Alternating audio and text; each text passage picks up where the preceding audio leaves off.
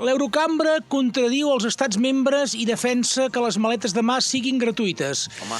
A veure, que ningú se li grigui abans d'hora, perquè les maletes no es regalen, te les has de comprar igualment, Ja. Però es refereix a que l'Eurocambra no avala que les aerolínies cobrin per equipatge de mà.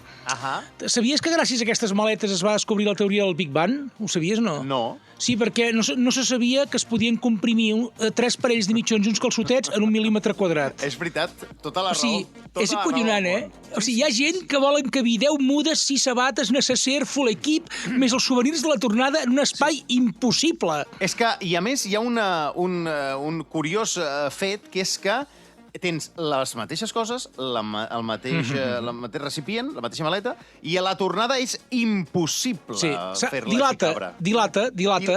Sí. Exactament. Però vull dir, el que per carregar l'encenedor, que saps el que hi cap a dins l'encenedor, no trucaries gasolls Rovira que vinguin amb el camió? Doncs hi cap el que hi cap, no t'hi cap fiquis. Hòstia, llavors hem vist gent que va a una destinació així fresca, dic, me'n vaig a Noruega, ara que estem aquí 45 a l'ombra, allà potser estan més frescos, no?